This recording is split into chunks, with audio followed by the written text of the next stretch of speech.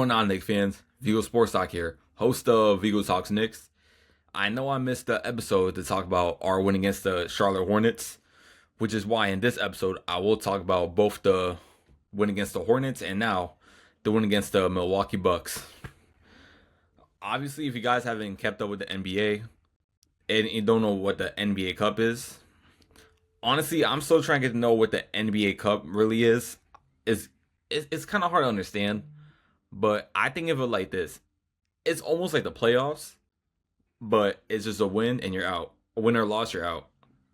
I mean, a loss, you're out, but it's not like the playoffs where the actual playoffs where you have to win. It goes to game 7. Like, you go against certain teams, depending on how your record is, and you advance. And so far in NBA Cup, we beat the Hornets and we just took out the Bucks. So I'll put the stat right here. Not the stat, but a picture of the standings right now. So this Sunday we are going against the Toronto Raptors, and if we win that game, we go against the winner, whoever the winner is for the Miami Heat or the Orlando Magic. So it's going to be a good one for sure. Even though the NBA Cup is not really, it doesn't matter. It's not like you're winning a championship, but it's a good feeling. Gets you ready for the playoffs. It's competitive. You win extra money. It's good thing the NBA added a few seasons ago. I like it. Anyway, let's talk about the Hornets win. The Hornets win. What I gotta say about it? It was perfect. We played outstanding against the Hornets. The key takeaway about this game is, and even today's game against the Bucks too, is the new lineup. OG is still out. Sham is going to be out for a few weeks. He's not going to come back till sometime next year. OG's actually coming back pretty soon.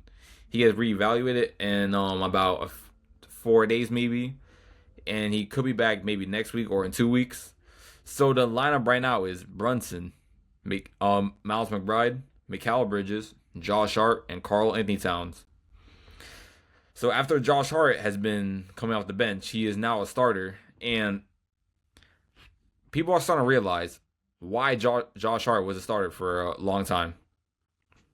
A lot of people said, including me, I will say that, a lot of people said maybe Josh Hart is a better player coming off the bench. And I thought that too, but after these last few games, I'm realizing Josh Hart is a starter. He should be in the starting 5, without a doubt. And he's been amazing these last 2 games. Let me put a stat right here. Against the Charlotte Hornets, he had 22 points, 8 rebounds, 7 assists, 3 steals. In the first half, he had around maybe 19 points. He was unstoppable on both ends, offense and defense. And that's what I like about Josh Hart. Josh Hart is a player. Whatever you need to do, go to Josh Hart.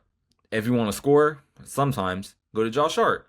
Defense, go to Josh Hart. I keep talking about the Bucks game, but this game he was going against some pretty good players, Miles Bridges and that rookie Con Canupo, I think that's how I say it. Josh Hart is just a player. He does it all. The rebounding, he can get a triple-double, assists, steals, he could block. He is a starter in this league. And I know a lot of people want Mitchell Robinson in the lineup, but I feel like him coming off the bench now is the best fit for his team right now.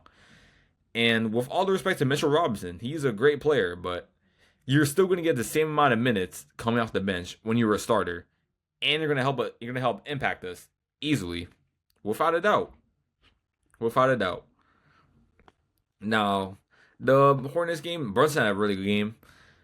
The defense could have played better. They could have played a little bit better, but I'm not complaining. It was a pretty good game. Now, let's talk about the Bucks game. It did not start off good. And I'm going to state the obvious. I've been saying this for a very long time, for a while right now. We are letting up too many open threes. Too many open threes. In that first quarter, Miles Turner was shooting threes, Ryan Rollins, AJ Green, anybody. The entire team was shooting threes against us in the first quarter. and we just couldn't do anything about it. We did start to come back. We started to come back. The turnovers were kind of affecting us. We were just letting them catching up in the game. Then it wasn't until late in the fourth quarter we got the lead. It was going back to back. We were scoring, they were scoring, we were getting stops, they were getting stops. It was very competitive, and it came out to the final 2 minutes, I would say, and we came up with the win. It was a good offensive game. What I will say is Carlton Towns, again, he did not have a good game. He had 9 points, but those rebounds were very huge. Those rebounds. That's what I like about Towns. He is one of the best rebounders in this league. And Mitchell Robinson, one of the best offensive rebounders in this league. If you think about it, look at all the rebounders the Knicks have on their team. Both offensively and defensively. Josh Hart, Karl-Anthony Towns, Mitchell Robinson. Maybe even Mikal Bridges sometimes. He can get rebounds. We get the opportunity to score not extra points, but let's say if we miss a layup, a three, a rebound, second chance points. That's huge for us, and we gotta learn to score off of those. That's the key takeaway for this game. We need to learn how to score off of these second chance points. Because if it weren't for his rebounds, we would not have won this game. Because the Bucks, they were not missing. Giannis, he doesn't shoot threes anymore, but in the paint, he's unguardable. Literally unguardable. And like I said, people are saying, "Oh, our defense sucks." It's Giannis. No one in his league, or maybe a few people, but Giannis is unguardable in the paint. Literally nobody can stop him. So I'm not blaming, but when it comes to those open threes, that's unacceptable. Kyle Kuzma missed one time. Kyle Kuzma. He was shooting threes, contested threes, making them. It was crazy. Crazy. But the defense has to play better. Way better. We just can't let these open threes. We just can't let people score threes. Plain and simple. I gotta find the stat.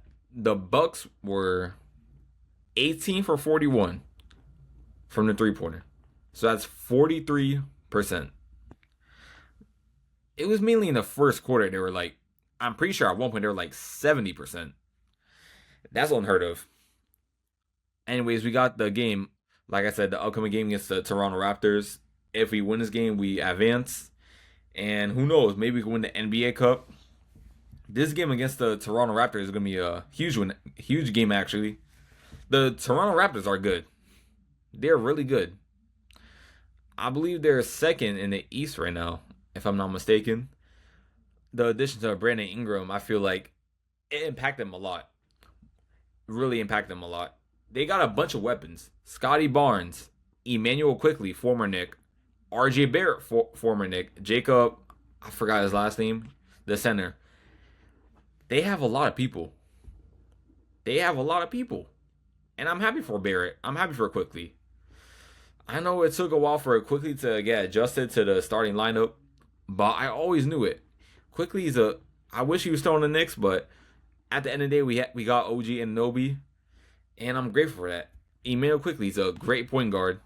He's a great three-point shooter. He's a pretty good defender. RJ Barrett. I've always liked RJ Barrett, and I was pretty sad when we traded him. But like I said, we got OG Anunoby. He's going to be with us for a very long time. Great defender. Unfortunately, he will not play his game. Like I said, I think he might play either next week or in 2 weeks. But this lineup right now, I'm liking it with Miles McBride and Josh Hart. And Shamet, like I said, Shamet, he's not going to be back until sometime in January. It sucks to see with Shamet. He was doing really good with us. I feel like he's going to be a player. He's going to be back. He's found his home in New York. He's always been a good role player. He's been a good starter for us too. like I said, a lot of Knicks fans were surprised when he was in the starting lineup. Landry Shamet, he's good. He is good. Good 3-point shooter, good defender. Sucks to see him get injured, but we got to get used to it. And this lineup is great. Like I said, Josh Hart. Ever since he got traded to the Knicks, he started coming off. He was coming off the bench at first. He was coming off the bench. It wasn't until Julius Randle got injured 2 seasons ago. He was in the starting lineup. They started to find a rhythm with him in the starting lineup, in the starting five. To the point, he was just a full-time starter. And I'm happy he's still with us. Because without Josh Hart, I don't know where we would be. Especially with the relationship between him and Brunson. They created a podcast together. They go way back. To win a championship is not only about skill. It's about the friendship you build for the team. And I think it's very high right now. The team takes accountability. Like I said, I'm not too scared for Karl-Anthony Towns. He's had a couple bad games. Both are actually against the Bucks, which is kind of crazy. But I'm not worried. I like where we are right now. The future is bright for us. That's all I gotta say.